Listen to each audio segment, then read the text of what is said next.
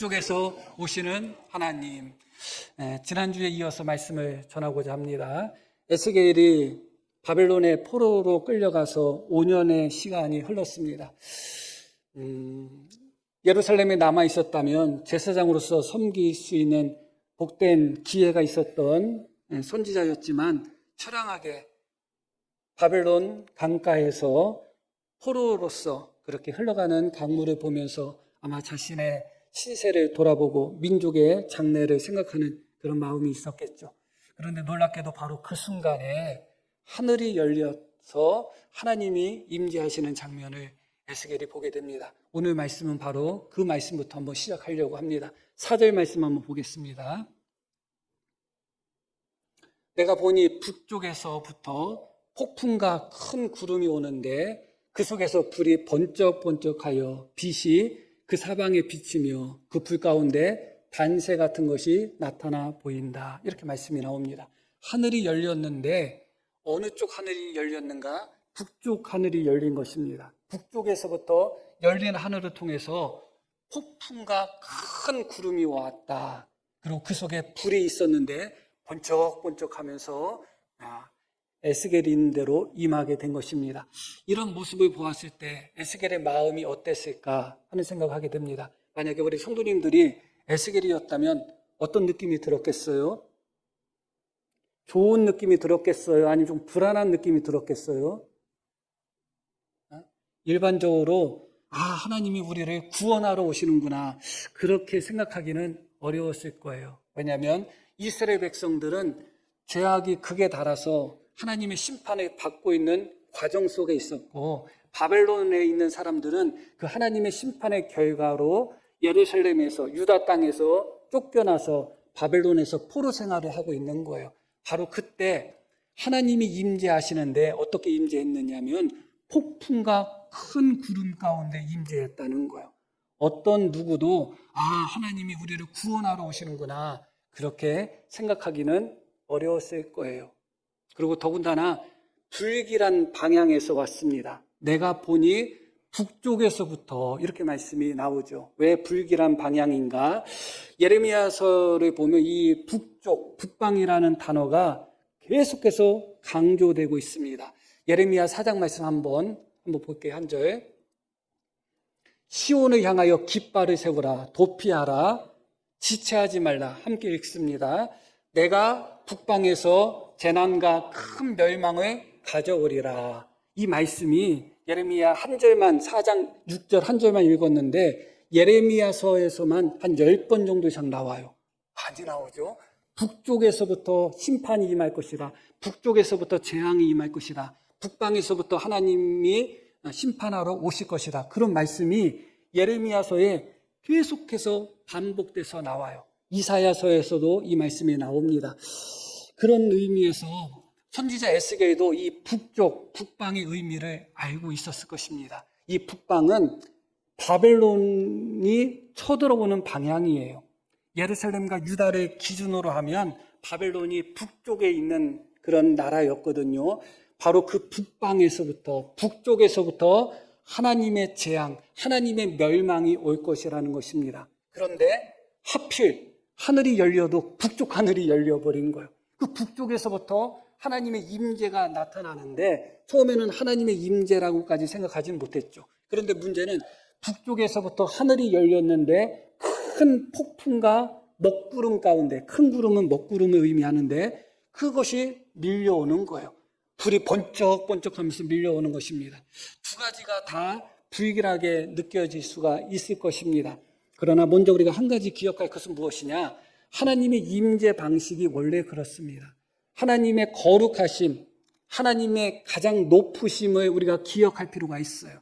우리는 하나님에 대해서 항상 사랑의 하나님에 대해서 많이 배우고 묵상하다 보니까 하나님이 우리 앞에 딱 나타나면 정말 인자한 할아버지처럼 나타날 것처럼 생각하는 분이 있지만 그렇지 않아요. 성경에 보면 하나님의 그림자, 하나님의 영광만 가까이 해도 그 하나님 앞에서 다 쓰러지고 넘어지는 장면들이 계속해서 나옵니다. 하나님의 임재함은 죄인인 우리가 볼 때는 언제나 두려움으로 임재할 수밖에 없습니다.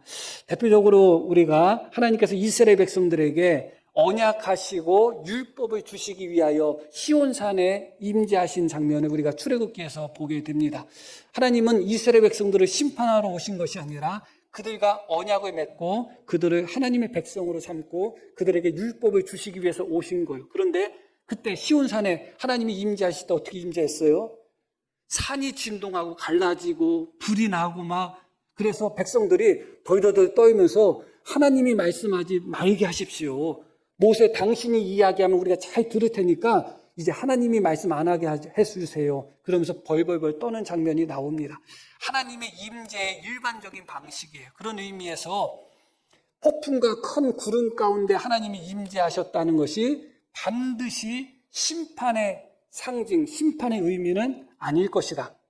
그렇다면 북방에서 오셨다는 것은 어떤 의미일까? 정말 예레미야서나 다른 선지서에서 나오는 것처럼 재앙이 북쪽에서 임한다는 그런 의미로서 하나님께서 심판하시기 위하여, 재앙을 내리기 위하여 북방에서부터 오셨을까? 물론 그럴 가능성이 충분합니다.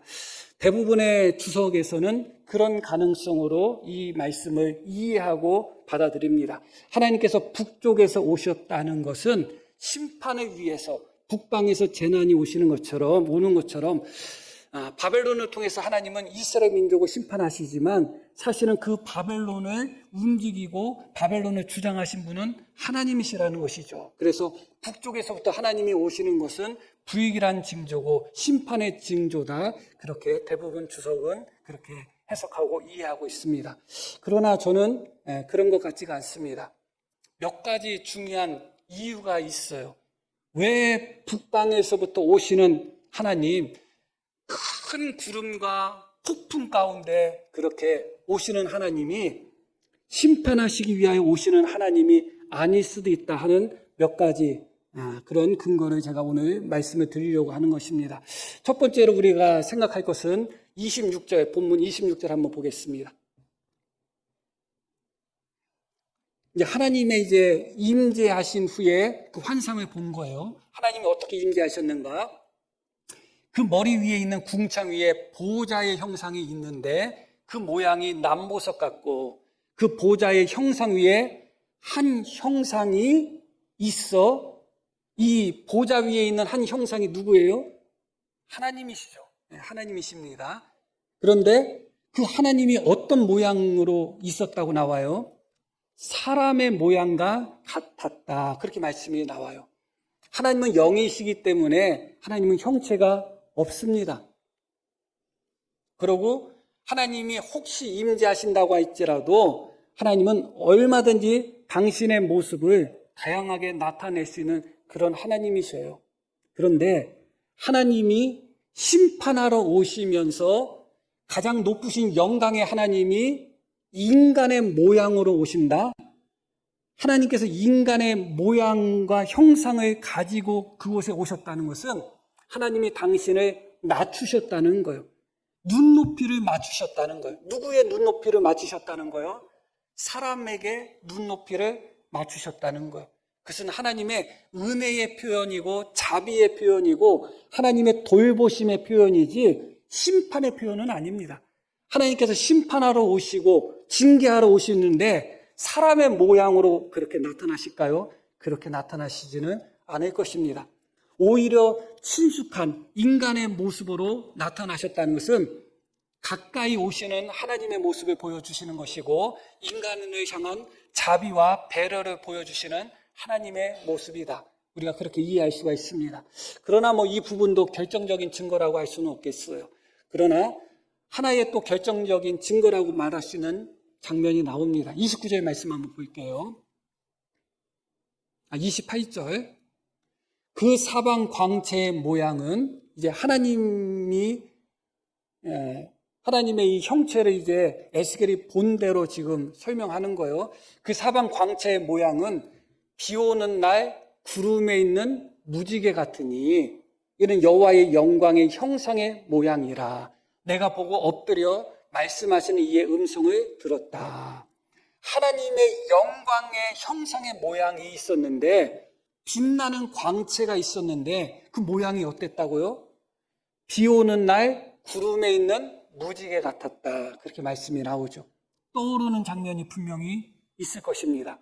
그냥 무지개라고만 해도 떠오르는 장면이 분명히 있는데 세 가지 단어가 합쳐져 있어요. 비 오는 날, 구름에 있는 무지개 같다. 무엇이 떠오르나요? 당연히 노아에게 주신 무지개 언약이 떠오르죠. 창세기 9장 말씀 한번 볼게요. 무지개가 구름 사이에 있으니 이제 비로소 홍수로서 심판하신 후에 하나님이 언약하신 말씀이에요. 무지개가 구름 사이에 있으니 내가 보고 나 하나님과 모든 육체를 가진 땅의 모든 생물 사이에 영원한 언약을 기억하리라. 무지개가 무엇을 상징하는가? 하나님이 노아와 짐승들과 맺으신 언약을 기억하는 상징 장치다. 하나님 뭐라고 말씀하셔요? 내가 무지개를 보고 구름 사이에 있는 무지개를 보고 어떻게 할 것이다? 그 영원한 언약을 기억하겠다. 언약을 기억하겠다. 그렇게 말씀합니다. 이스라엘 백성들은 언약의 백성이에요. 하나님이 아브라함을 선택하셨고 이삭을 선택하시고 야곱을 선택하시고 그들에게 하나님이 언약을 주셨습니다. 하나님의 백성, 하나님의 자녀로 삼겠다는 언약을 주셨습니다. 무지개는 하나님이 주신 언약을 기억하시겠다는 상징이 되는 거예요. 그리고 무지개는 다시는 내가 심판하지 않고 용서하겠다는 그런 상징이 되는 거예요. 그런데 재미있는 것은 무엇이냐? 이 무지개라는 단어가 구약성경 전체를 통틀어서 딱 4번 나와요. 4번 나오는데 3번이 언제 나오느냐? 창세기 9장에 나와요. 노아의 홍수 이후에 하나님이 주신 언약 가운데 무지개라는 단어가 창세기 9장에만 3번 나오고 구약성경 전체를 통틀어서 그 다음부터 한 군데도 안 나와요. 그러고서 어디에 나오느냐? 오늘 읽으신 말씀 에스겔 1장에 딱 그 무지개가 등장한 거예요. 그런데 어떻게 등장해요? 비 오는 날 구름 속에 있는 무지개와 같았다. 이게 우연일까요? 아무런 의미가 없다고 할 수 있을까요? 그렇지 않습니다. 무지개라는 단어와 활이라는 단어는 똑같은 단어예요. 왜 무지개와 활이 똑같은 단어를 사용하는가? 생긴 게 똑같아요. 무지개의 모양과 활의 모양이 똑같아요. 그래서 무지개라는 단어와 활이라는 단어는 히브리어에서 똑같은 단어예요. 그래서 원어로 찾으면 70번이 넘도록 똑같은 단어가 나오는데 이 창세기 9장 이후 무지개라는 단어가 3번 나오고 그 다음부터 이 무지개라는 단어는 항상 활이라는 단어로 사용돼요. 활이라는 의미로서는 70번 이상 나와요. 그런데 계속 활 거리다가 표현이 이상하지만 에스겔 1장에 와서 이 무지개가 나타난 거예요. 이 무지개는 너무나 귀하신 하나님의 언약의 상징입니다. 그럼에도 불구하고 구약 성경의 창세기 9장 이후에 한 번도 안 나왔다는 것 생각해 볼 필요가 있어요. 그리고 그 똑같은 단어가 활이라는 의미를 생각해 볼 필요가 있어요. 이 활과 무지개의 가장 큰 차이점은 언제 그것이 활이 되고 언제 그것이 무지개가 되느냐예요. 그것은 방향성이에요. 방향성. 활은 상대방을 겨누게 되죠. 상대방을 겨눕니다. 하나님이 나타나셨을 때 이게 무지개인가 활인가는 무엇으로 결정되는가? 방향성으로 결정되는 거예요.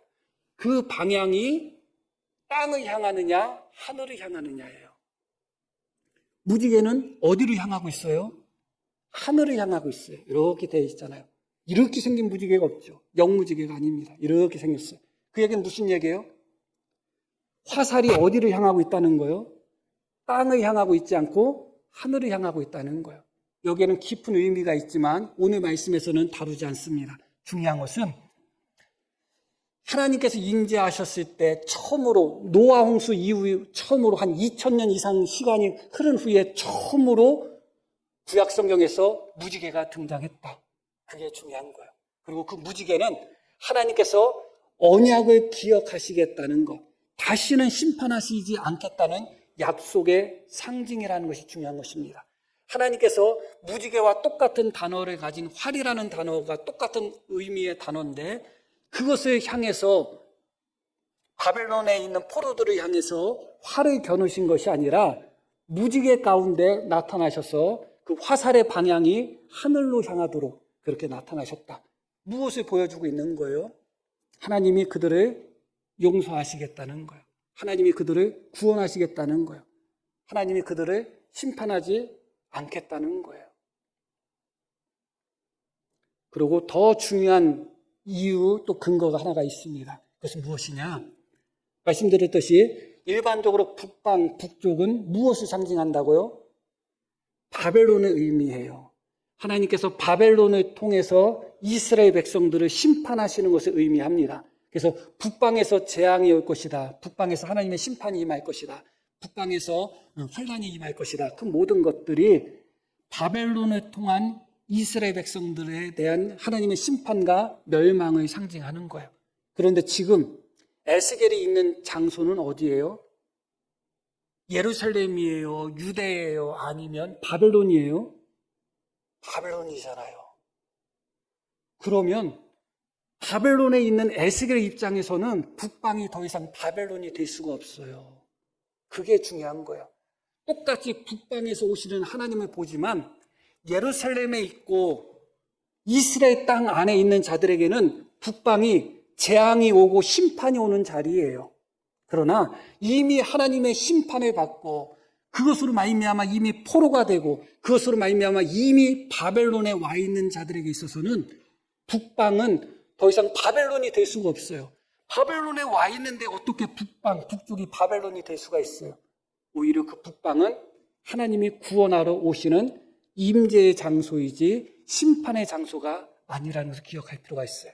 똑같은 북쪽이라 할지라도 내가 서 있는 장소가 어디냐에 따라서 북쪽과 그 북방의 의미가 바뀔 수밖에 없다는 것을 먼저 기억할 필요가 있어요.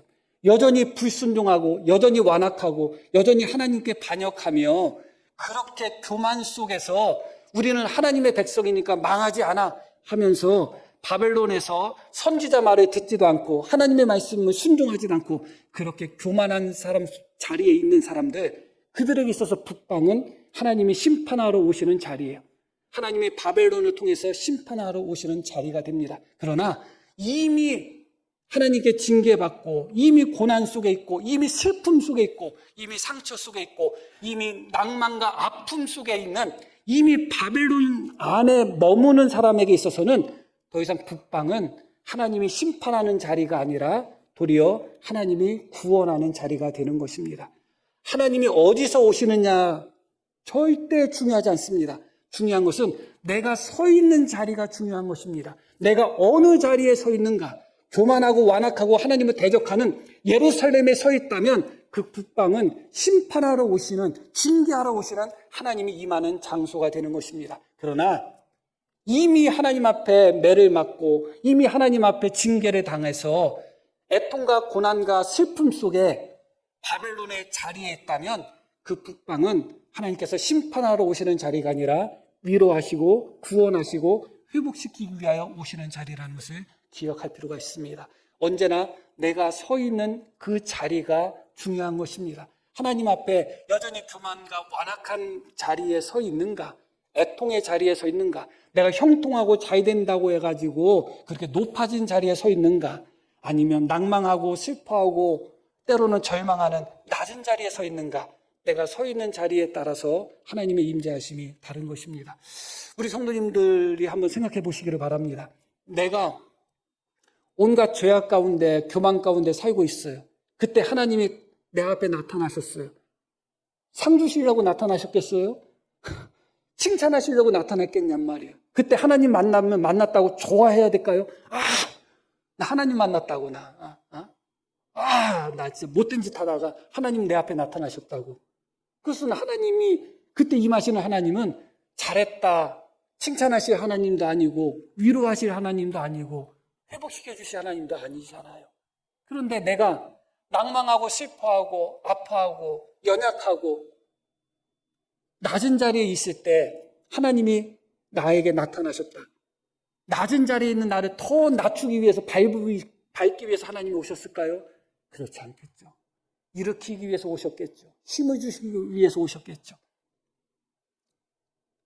이 말씀 속에서 북방에서부터 오시는 하나님의 임재하심은 예루살렘 이스라엘 백성들에게 있어서는 심판하기 위하여 오시는 북방이 될 수도 있지만 이미 북쪽, 이미 바벨론의 포로로 있는 자들에게 있어서는 도리어 하나님이 구원하시고 회복하기 위하여 오시는 분이시다.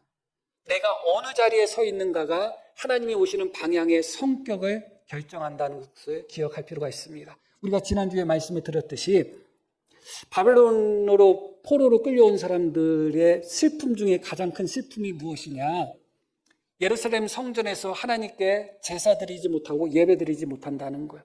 하나님의 성전이 있는 곳에서 쫓겨났다는 슬픔이 가장 큰 슬픔이에요. 그래서 그때 당시에는 오히려 바벨론의 포로로 잡혀간 사람들은 자기들이 하나님께 심판받고 버림받은 사람이라는 생각을 했어요. 그리고 그때 당시에 예루살렘에 남아있던 사람들은 하나님이 자기를 남은 자, 하나님이 자기들을 택하시고 구원하신 자라는 그런 교만함이 있었어요.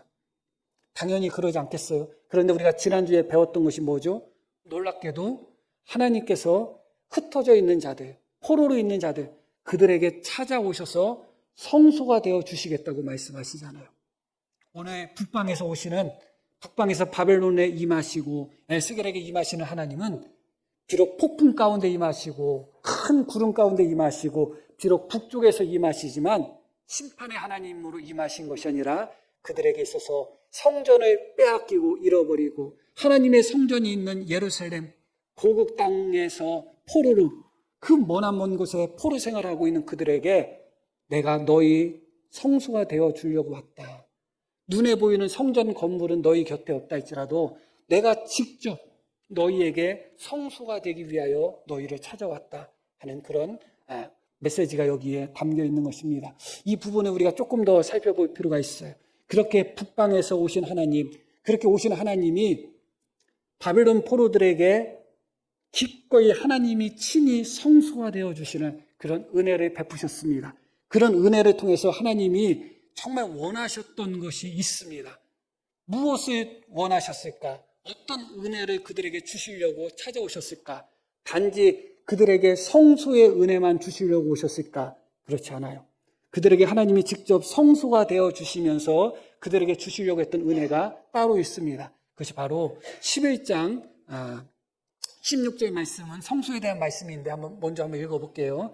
그런즉 너는 말하기를 주 여호와의 말씀이 내가 비록 그들을 멀리 이방인 가운데로 쫓아내어 여러 나라에 흩었으나 그들이 도달한 나라들에서 내가 잠깐 그들에게 성소가 되리라 하셨다 하고, 이 잠깐은 작은이라는 의미와도 동일하다고 말씀드렸어요. 내가 그들이 포로 생활하고 있는 동안에는 계속 포로 생활할 것이 아니니까 그때까지는 내가 직접 그들에게 성소가 되겠다 그렇게 말씀합니다. 그러면서 하나님이 궁극적으로 그들에게 원하셨던 것, 그들에게 주시려고 했던 은혜가 이어지는 말씀 속에서 나옵니다.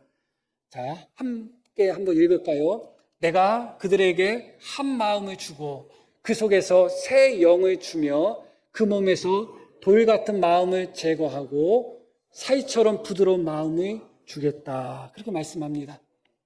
20절도 읽을게요. 그러면 내 율례를 따르며 내 규례를 지켜 행하게 하리니 그들은 내 백성이 되고 나는 그들의 하나님이 되리라. 다시 19절 말씀을 볼게요. 내가 그들에게 한 마음을 주겠다. 이 약속의 말씀은 에스겔에 또 한 번 주어집니다. 그런데 그 장면에서는 새 마음이라고 주어집니다. 새 마음, 한 마음 같이 이해하셔도 돼요. 그들에게 무엇을 주시겠다? 한 마음, 새로운 마음을 주시겠다. 그리고 그 속에 새 영을 주시겠다. 그 속에 새 영을 주시겠다는 것은 누구를 주시겠다는 거예요? 하나님의 성령을 허락하시겠다는 거죠. 그리고 중요한 말씀이 나와요. 그 몸에서 돌 같은 마음을 제거하고 사이처럼 부드러운 마음을 주겠다. 하나님이 왜 바벨론에까지 찾아오셔서 그들에게 성소가 되어주시고 그렇게 하나님이 그들에게 찾아오셨는가? 궁극적인 목적이 여기 있어요. 그 몸에서 돌 같은 마음을 제거하고 사이처럼 부드러운 마음을 내가 주겠다. 그래서 이후에는 어떻게 되게 하겠다? 20절. 내 율례를 따르며 내 규례를 지켜 행하게 하리니 그들은 내 백성이 되고 나는 그들의 하나님이 될 것이다. 그렇게 말씀합니다. 이스라엘 백성들이 이렇게까지 망하고 이렇게까지 포로로 끌려온 이유는 명백합니다. 그들의 마음이 돌처럼 딱딱했기 때문에 그래요. 하나님이 수도 없이 선지자를 통해서 그들에게 외치고 또 외쳤지만 그들의 마음이 사이처럼 말랑말랑하지 않고 돌처럼 딱딱한 마음을 갖고 있었던 거예요. 그래서 하나님의 말씀을 받아들이지를 못한 거예요. 하나님의 은혜의 비가 내려도 돌처럼 딱딱하니까 하나님의 은혜의 비가 스며들지를 않는 거예요. 외치고 외쳐도 듣지를 않습니다. 하나님이 구원하시려고 해도 되지 않습니다. 기적을 통해서도 안 되고 말씀을 통해서도 안 되고, 왜냐하면 그들의 마음이 돌처럼 단단한 마음이었기 때문에 그래요. 그런데 하나님이 뭐라고 말씀하셔요? 이제 내가 너희에게 성소가 되어주고 너희의 돌처럼 단단한 마음을 살 같은 마음으로 해주겠다. 그렇게 말씀합니다. 이것이 하나님이 바벨론에 있는 포로들을 찾아오신 궁극적인 이유가 되는 겁니다. 하나님이 주시고자 했던 궁극적 이유, 돌처럼 단단해서 하나님을 거부하고 돌처럼 단단해서 하나님의 말씀을 받아들이지 않고 돌처럼 단단해서 완악하고 자기 마음대로 사는 자들, 그들의 마음을 사이처럼 부드럽게 하겠다. 그렇게 말씀합니다. 다시 19절 말씀으로 다시 띄워봐요. 내가 그들에게 한 마음을 주고 새 마음을 주고 그 속에서 새 영을 주며 그 몸에서 돌 같은 마음을 제거하고 사이처럼 부드러운 마음을 주겠다. 여기서 몸을 의미하는 단어와 살을 의미하는 단어가 똑같은 단어고 사실은 3번 나옵니다. 우리 성경에는 2번만 번역됐지만 3번 나와요. 좀 강조하고 있는 거예요. 그래서 이 몸이 바로 살이라는 단어거든요. 육체라는 단어예요. 그런데 하나님이 마음을 주시는데 어떤 마음을 주신다고 해요? 살 같은 마음을 주신다고 해요. 그들의 마음이 어떤 마음인데? 돌 같은 마음이기 때문에. 살 같은 마음을 주신다는 게 뭐예요? 사이처럼 부드러운 마음을 주신다는 거예요. 무엇을 의미하는 거예요? 다시 말씀드리면 하나님은 우리의 몸을, 우리의 살을 흙으로 만드셨잖아요. 사람은 흙으로 만들었지만 흙으로 만들어진 사람의 몸과 살은 부드러워.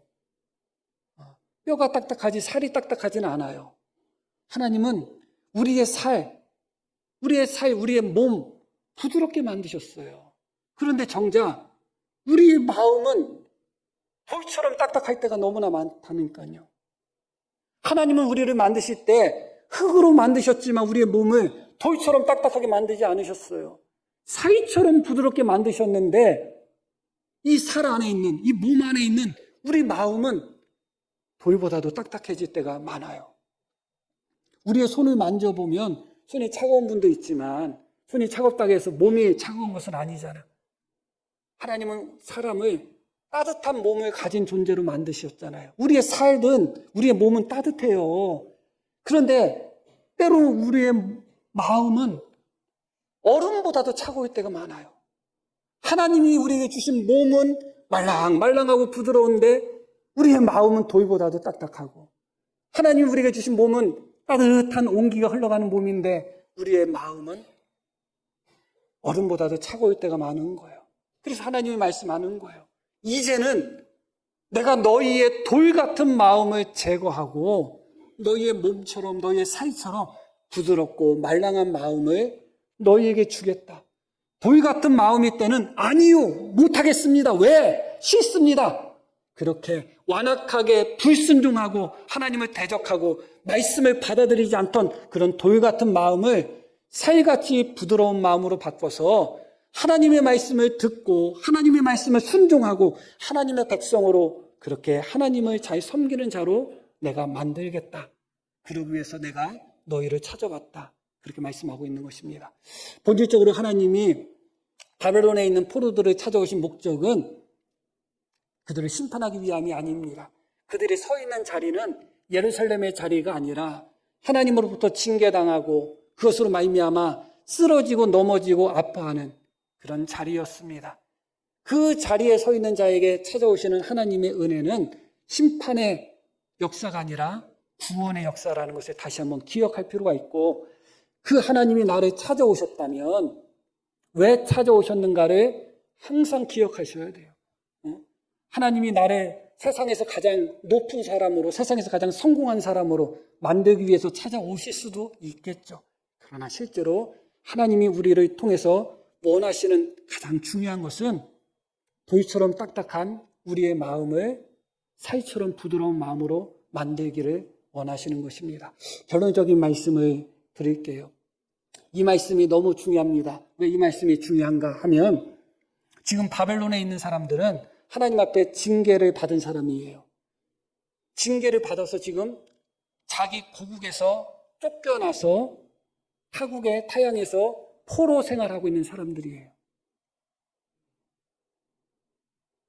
그렇다면, 그 정도 징계를 받았다면, 그래서 지금 현재도 포로로서 그렇게 바벨론에서 살고 있다면 좀 마음이 부드러워져야 되지 않겠어요?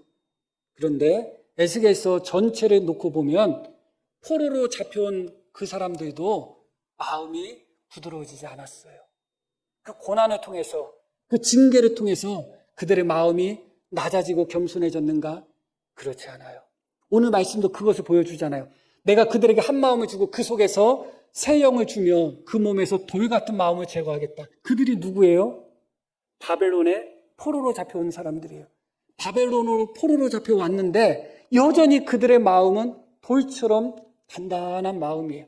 우리가 고난당하면 겸손해지나요? 그렇지 않아요. 제가 볼 때는 고난당하고 어려움을 당하면 당할수록 더 완악해지고 더 딱딱해지는 사람들이 참 많습니다. 교만이 그 고난과 환난과 하나님의 징계가 우리를 부드럽게 만들지 못하는 경우가 너무나 많아요. 하나님의 징계를 받았음에도 불구하고 깨닫고 겸손해지고 회개하고 애통하고 부드러워지며 하나님께 나가야 되는데 여전히 마음에 단단한 돌 같은 마음을 갖고 있는 경우가 많아요. 그런데 오늘 말씀이 우리에게 소망을 주는 말씀 아니겠어요? 여전히 고난을 통해서, 환난을 통해서, 혹은 내가 내 몸을 쳐서 복종시키는 것으로도 너희의 돌 같은 마음을 사이처럼 너희가 만들지는 못하지만 내가 하겠다는 겁니다. 하나님이 하시겠다는 거예요. 내가 너희 안에 돌 같은 마음을 제거하여 사이같이 부드러운 마음을 만들어 주시겠다고 하는 거예요. 그러니까 얼마나 넘치는 은혜겠어요. 하나님의 심판을 받고 그로 말미암아 고난을 당하면서도 여전히 그들의 마음은 돌같이 딱딱하고 완악한 마음이었지만 그런 그들을 하나님이 찾아오셔서 직접 말씀하시는 거예요. 아직도 너희 마음이 돌 같은 마음이지만 너희 돌 같은 마음을 내가 제거하겠다. 그리고 너희 돌 같은 마음을 내가 사이처럼 부드럽게 하겠다. 하나님은 그렇게 말씀하고 있는 것입니다. 넘치는 은혜고 충만한 은혜죠.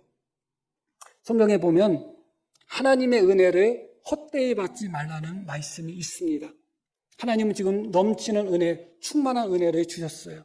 우리 성도님들이 지금 예수님을 믿는다는 것은 하나님께서 성도님들의 마음을, 돌 같은 마음을 사이처럼 부드럽게 만드셨다는 증거예요. 그런데 지금 현재도 성도님들의 마음이 사이처럼 부드러운가요? 내가 처음 예수님을 믿고 내가 회개하고 내가 하나님 앞에 눈물 흘려 기도하고 예수님을 내 마음에 영접했다는 것은 하나님이 돌 같은 내 마음을 사이처럼 부드럽게 만들었기 때문에 가능한 것인데, 문제는 1년, 2년, 10년, 20년 예수님을 믿는 횟수가 증가하면 증가할수록 점점 사이 같은 마음이 더 부드러워지고 더 부드러워져야 되는데 어느 순간 다시 돌처럼 딱딱한 마음으로 변해 있는 거예요. 정말로 예수님을 믿는 분들이라면, 정말로 예수님을 영접했고 한 번이라도 진실되게 하나님 앞에 회개한 기억이 있다면 하나님은 분명히 우리의 마음을, 돌 같은 마음을 새처럼 부드러운 마음으로 만들어 주신 것입니다. 그때. 그런데 지금은 어떤가를 돌아보셔야 돼요. 지금 내 마음이 여전히 하나님이 돌 같은 내 마음을 사이처럼 부드러운 마음을 주셨는데 그렇게 10년 전에 내가 예수님을 믿고 10년 전에 그렇게 회개했는데 10년이 흐른 지금 이 순간 내 마음이 여전히 사이처럼 부드러운 마음인가? 아니면 다시 이전에 돌처럼 딱딱한 마음으로 돌아갔는가 생각해 보셔야 돼요. 하나님은 돌 같은 우리의 마음을 사이처럼 부드럽게 만드셔서 예수님을 영접하게 하시고 회개하게 하시고 구원받게 하시는 큰 은혜를 주셨는데 우리는 그 은혜를 받아놓고서 어느 순간 세상에 살면서 세상의 죄악과 세상의 쾌락과 나의 욕망과 나의 욕심과 내 본능에 이끌려서 그렇게 살다 보면서 점점 하나님이 부드럽게 만들어 놓은 이 마음을 다시 내 스스로 돌처럼 딱딱하게 만들고 있잖아. 한번 생각해 보셔야 됩니다. 며칠 전에 한 성도님 댁을 방문했는데 뭐 이런저런 말씀하시면서 건강이 좋지 못한 뭐 그런저런 이야기를 하시더라고요. 그래서 가끔 가다가 막 몸이 굳는다고 막 뻣뻣해진다고. 그러니까 우리 집사람 나도 그렇다고. 아직은 앞자리가 오자가 아닌데 아직은 이제 오자로 변하겠지만 그래. 그런 경험을 하신 분들이 있을 거예요. 몸이 경직되고 막 그런 분들이 있죠. 딱딱하게 경직되면 어떻게 해요? 굳었네? 그래요? 주물르죠. 내 팔만 주물르지 말고 내 피부만 자꾸 마사지 하지 말고 부드러워졌나? 왜 이렇게 꼬칠꼬칠해졌지? 마음을 한번 쓰다듬어 보셔요. 마음이 지금 보들보들한지 얼굴이 조금 거칠어지면 그거 참지 못해서 얼굴에 마사지하고 몸이 조금 굳어지면 그거 큰일 날까봐 계속 마사지하고 주물러서 어떻게 하든지 부드럽게 만들려고 하면서 정작 내 마음은 돌처럼 굳어가는데 돌처럼 굳어가는 마음을 그대로 놔두고 있는 거예요. 얼굴 마사지가 필요한 것이 아니라 마음의 마사지가 필요하다. 굳어가는 내 몸도 너무너무 문제지만 더 큰 문제는 육신은 어차피 이 땅에 사는 동안만 작용하는 거예요. 우리가 이 땅에 떠날 때는 육신이 무엇이에요? 아무것도 아니잖아요, 결국은. 그러나 우리의 마음이 돌처럼 굳어있는 상태로 가다 보면 결국은 하나님의 은혜에서 완전히 떨어질 수가 있는 거예요. 하나님의 은혜를 헛되이 받지 말라는 것을 다시 한번 기억하셔야 돼요. 하나님이 찾아오셔서 돌처럼 굳은 우리의 마음을 사이처럼 부드럽게 하셔서 예수님을 믿게 하는 놀라운 은혜를 주셨다면 그 다음부터는 내 마음이 돌처럼 굳어지는지 아니면 여전히 사이처럼 부드러운지 자꾸 마사지 해야죠. 내 스스로 기도로서 내 마음을 마사지하고 내 몸을 치는 것으로서 내 마음을 마사지하고 그래서 정말 주님이 우리에게 주신 은혜가 헛되이 되지 않도록 언제나 영혼의 마사지, 마음의 마사지, 우리의 마음이 다시는 돌처럼 딱딱한 마음으로 돌아가는 것이 아니라 살과 같은 부드러운 마음의 상태를 계속 유지해 나가시는 그런 은혜가 우리 모든 성도님들에게 넘치기를 축복합니다. 자, 우리 들으신 말씀 기억하면서 함께 기도하겠습니다.